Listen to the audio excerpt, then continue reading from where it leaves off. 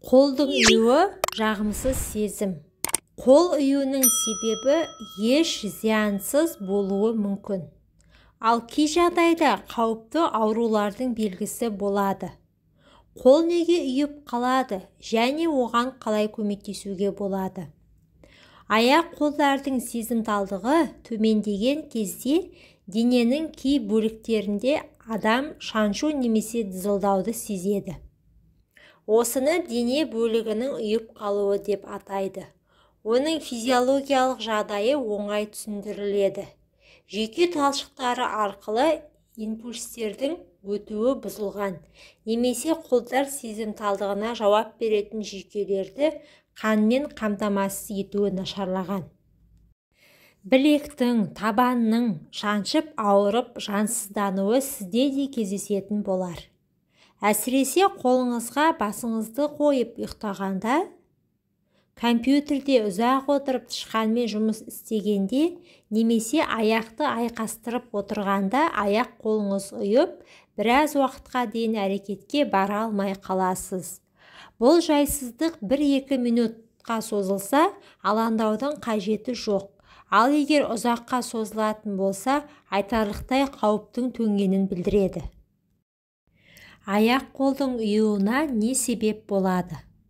Қолдың буыны мен табан маңызды екі жүйенің, яғни қан айналымы мен жүйкенің тоғысқан жері. Демек, қан айналым дұрыс жүрмесе, қажет жерге келмесе, онда ол жайсызданып ұйып бастайды. Сондықтан да аяқ-қолы ұйып қалатындарға ең алдымен қан айналымын тексертіп алу керек. Ал екінші жүйе, яғни жүйкенің әсерінен ұйып қалса, онда оның шешімі жеңіл. Көбінесе тышқанмен жұмыс істегенде, ұзақ уақыт қаламмен жазғанда, қол, білек ұйып қалады. Бұл кезде аяқ-қолыңызға жаттығу жасап, ары-бері қозғалту керек. Сонда қан айналым дұрысталып, жүйке іске кіріседі. Нәтижесінде ұюдың алдын аласыз. Бұдан бөлек те аяқ-қолдың ұюына мыналар себеп болуы мүмкін. Бірінші, жүйке тамырлары. Қол мен аяқтарда орналасқан жұлын мен ми тамырларының жүйкесі ауырғанда, аяқ-қол ұйып белгі береді. Бұл көбінесе егде жастағыларда көбірек кездесетін сырқат. Демек, қол-аяқ ұйыған кезде жедел түрде жүйке тамырларының жұмысын тексерту керек. Екінші топтағы диабет ауруы. Аяқ-қолдың жиі ұюы қан диабетінің екінші түрінен белгі береді. Бұл кезде қолдың буынына қарағанда аяқ көбірек ұйып мазаңызды алады. Үшінші, дәрумен жеткіліксіздігі. В1, В6, В12 және Р дәрумендері жүйке саулығына жауап береді. Демек, аталған дәруменнің тапшылығы да аяқ-қолдың ұюына себеп болады. Төртінші, спиртті ішімдік. Ішімдіктерді қабылдау кезінде ағза дәрумен тапшылығына ұшырайды. Тамақ режимі бұзылады.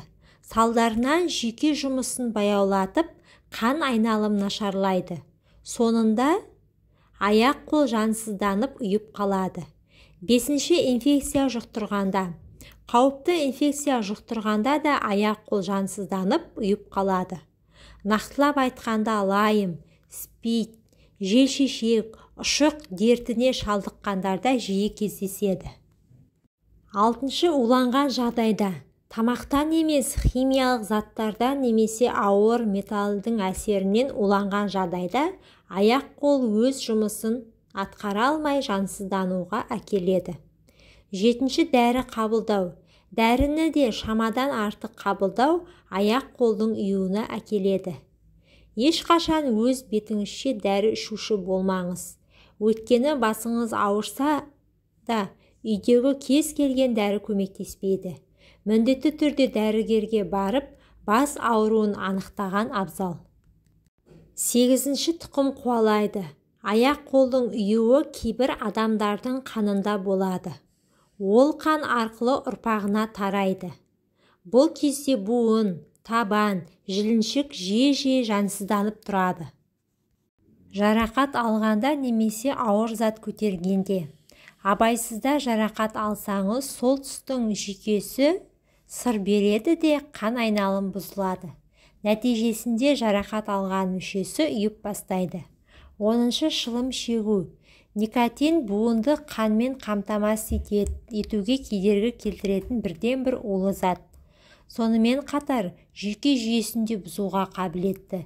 Қан мен жүйкенің жұмысы әлсіресе, аяқ-қолдың ұюы сөзсіз.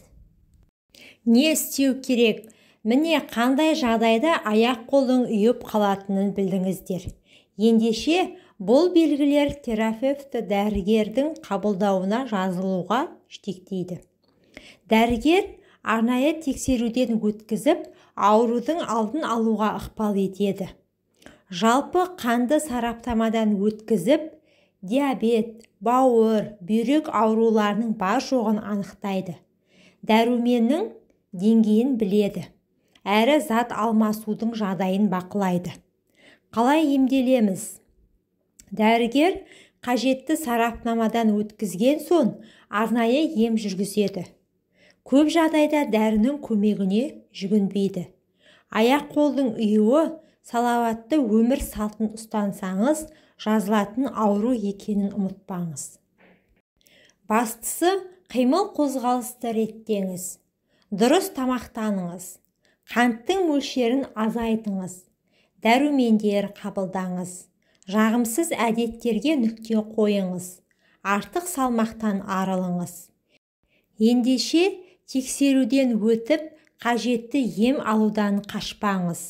Саулығыңызды сақтасаңыз, талай сырқатқа тосқауыл болатынын біліңіз. Назарларыңызға рахмет. Менің каналыма тіркеліп, видеоға лайк басып кетуді ұмытпаңыздар. Пайдаларыңызға жарасын.